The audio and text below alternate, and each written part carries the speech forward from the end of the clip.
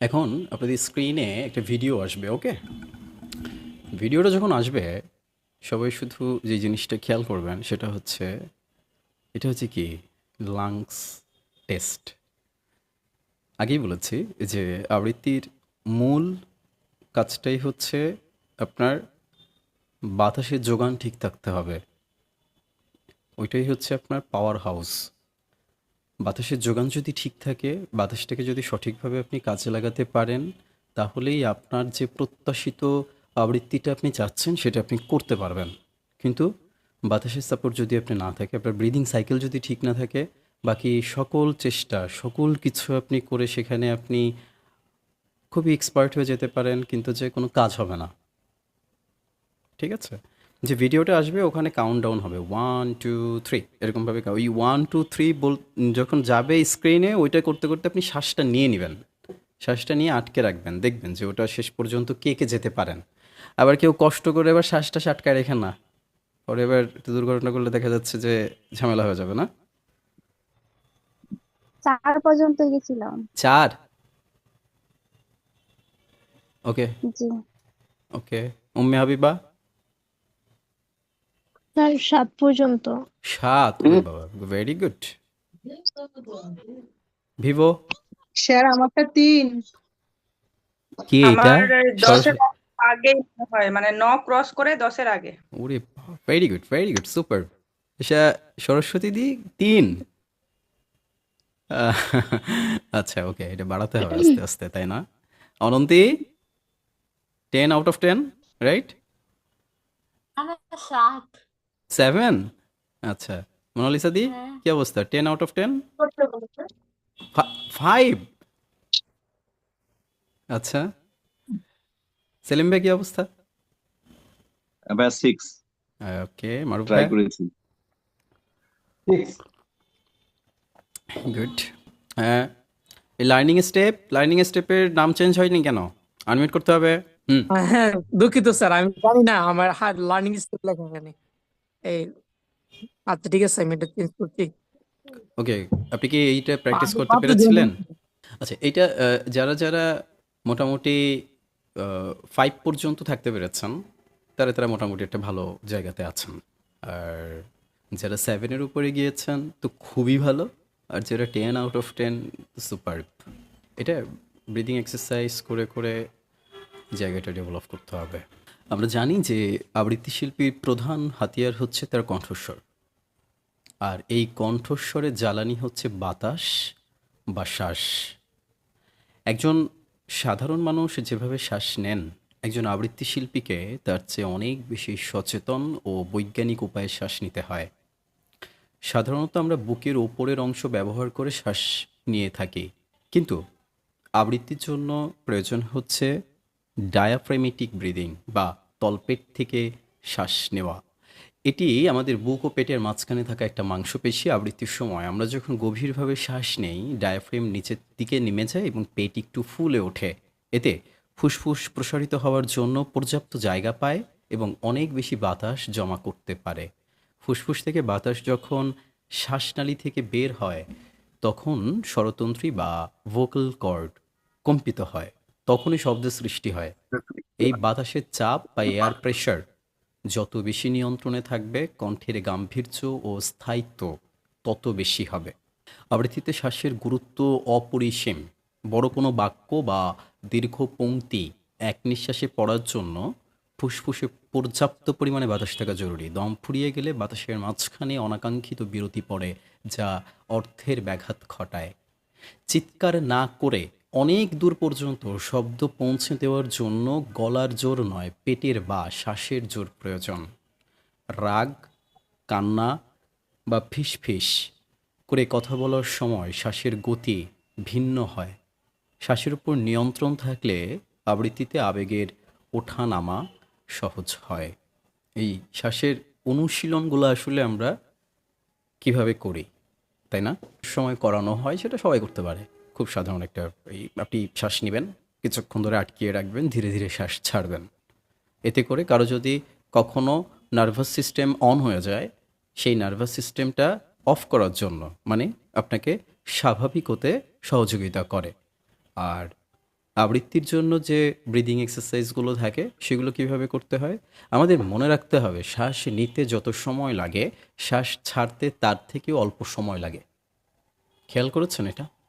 আপনি যখন শ্বাস নেবেন দেখবেন ছাড়তে যে টাস করে বের হয়ে যাবে, মুখ থেকে নাক থেকে বের হয়ে যায়, তাই না?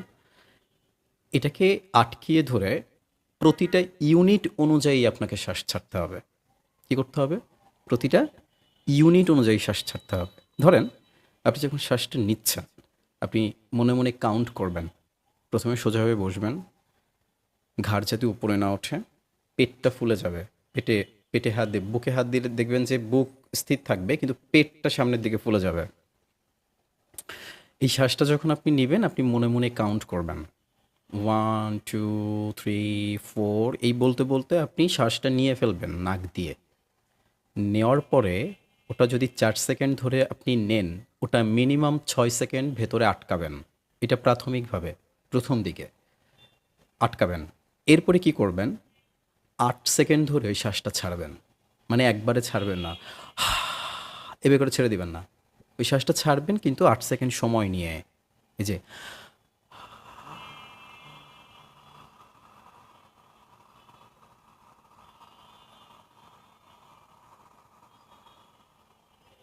এই শ্বাসটা যখন ছাড়বেন পেটটা তখন ভেতরের দিকে যাবে, পেটটা তখন ভেতরের দিকে যাবে, একদম ভেতরে যত শ্বাস আছে সবগুলোকে ছেড়ে দেবেন, আবার নেবেন। আপনি যখন এটাতে একটু অভ্যস্ত হবেন তখন আপনি এটা সময়কাল বাড়াতে থাকবেন।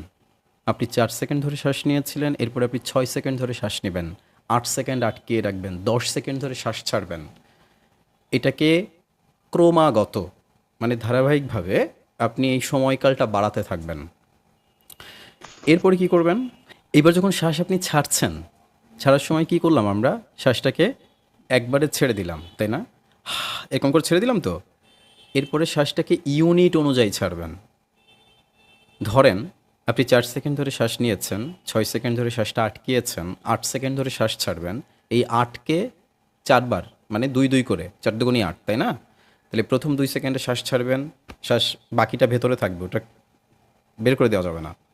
ওই 2 সেকেন্ড শ্বাস ছাড়ার পরে একটা পজ দিয়ে আবার 2 সেকেন্ড শ্বাস ছাড়বেন, আবার 2 সেকেন্ড ছাড়বেন, আবার 2 সেকেন্ড ছাড়বেন, এই করে পুরো শ্বাসটা ছাড়বেন। আমার কথা আপনার বোঝা গেছে? এরপরে ওইটা সময়কাল আবার বাড়াবেন, 6 সেকেন্ড ধরে শ্বাস নেবেন, 8 সেকেন্ড ধরে আটকায় রাখবেন, এবার 10 সেকেন্ড ধরে শ্বাস ছাড়বেন 5 বারে, প্রতি 2 সেকেন্ড অন্তর অন্তর নেবেন, আটকাবেন, আবার ছাড়বেন, আবার নেবেন, আবার আটকাবেন, আবার ছাড়বেন। এটা আবৃত্তির মধ্যে কিভাবে প্রয়োগ হয়? আমি পাহাড় থেকে পড়তে পড়তে তোমাকে ধরে বেঁচে রয়েছি কবিতা, আমি পাতালে ডুবে মরতে মরতে তোমাকে ধরে আবার ভেসে উঠেছি। আচ্ছা, আমি যে প্রথমে দমটা নিয়েছি না, নিয়ে কি আমি পাহাড় থেকে পড়তে পড়তে তোমাকে ধরে বেঁচে রয়েছি কবিতা, আমি পাতালে ডুবে মরতে মরতে তোমাকে ধরে আবার ভেসে উঠেছি।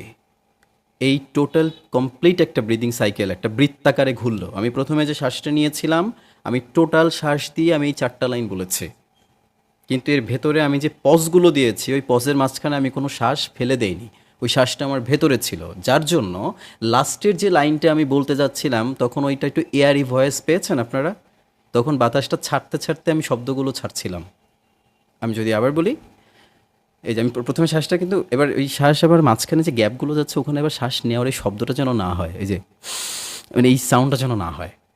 হ্যাঁ, এই পুরো কাজটা আপনাকে এত পুঙ্খানুপুঙ্খভাবে করতে হবে, এটাই বলে শৈল্পিকতা, এটাই আপনার দক্ষতা হয়ে উঠবে, এটাই আপনার টেকনিক, আর এটার জন্যই আপনার আবৃত্তি সবার ভেতরে শুনতে এত ভালো লাগবে।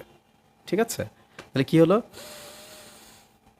আমি পাহাড় থেকে পড়তে পড়তে তোমাকে ধরে বেঁচে রয়েছি কবিতা, আমি পাতালে ডুবে মরতে মরতে তোমাকে ধরে আবার ভেসে উঠেছি।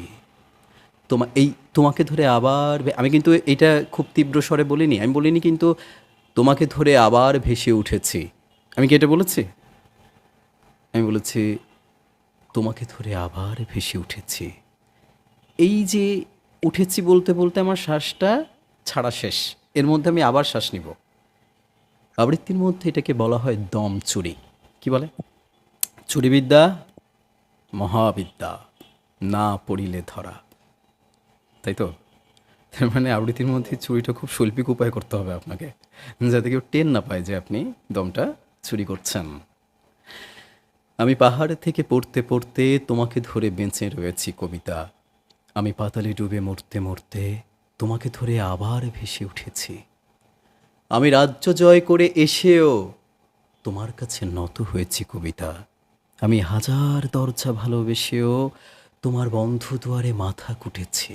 আমি এখানে একটা টান দিলাম ইচ্ছা করে, যাতে করে যদি বুঝতে সুবিধা। এই যে যে করে যে টানটা দিয়েছি না, ওই সময় দমটা আমি নিয়েছি, কিন্তু আপনারা যখন নেবেন তখন ওই সাউন্ডটা হবে না, মানে এই সাউন্ডটা আসবে না। সাউন্ডটা না এসে আপনাকে শ্বাসটা নিয়ে নিতে হবে। আমি শুধুমাত্র আবৃত্তির মধ্যে শ্বাসের যে প্রয়োগ, এটা আমি আপনাকে একটু একটা কবিতা দিয়ে দেখালাম, কিন্তু সব কবিতার স্ক্যানেশন কি একই হবে? সব কবিতা কি একইভাবে স্ক্যান হবে? একইভাবে স্ক্যান হবে না। প্রত্যেকটা কবিতার স্ক্যানিং আলাদা। যদি আপনি কোনো একটা দ্রুত লয়ের কবিতাতে যান, তখন আপনি কি কাজ করবেন? তখন কোথায় শ্বাসের যোগান না থাকলে কি হবে? বাতাস দিয়ে আপনি শব্দ তৈরি করতে হবে আপনাকে গলা দিয়ে শব্দ তৈরি করেন, এটা এর ব্যাকরণই হচ্ছে আপনাকে বাতাস দিয়ে শব্দ তৈরি করতে হবে, এখান থেকে না। তো বাতাসের যোগান যদি থাকে, আপনি শব্দটা লাউডলি বলতে পারবেন, মানে যে শব্দের তীব্রতা যেমন থাকা দরকার ছিল আপনি ওইভাবে বলতে পারবেন। ছিপখানে তিনদার তিনজন মাল্লা, চৌপড় দিনভর দেয় দূর পাল্লা, পারময় ঝোপঝাড় জঙ্গল জঞ্জাল জলময় শৈবাল পান্নারে টাকশালে কঞ্চির তীর ঘর ওই চর যাচ্ছে, বনহাসে ডিম তার শ্যাওলায় ঢাকছে। চুপ চুপ চুপ চুপ ওই ডুব দেয় পান কৌটি, দেয় ডুব টুপ টুপ ঘোমটার বউটি, ঝক ঝক কলসির বক বক শোন গো, ঘোমটার ফাঁক বয় মন উন্মন গো। তিনদার ছিপখান মন্থর যাচ্ছে, তিনজন মাল্লায় কোন গান গাচ্ছে।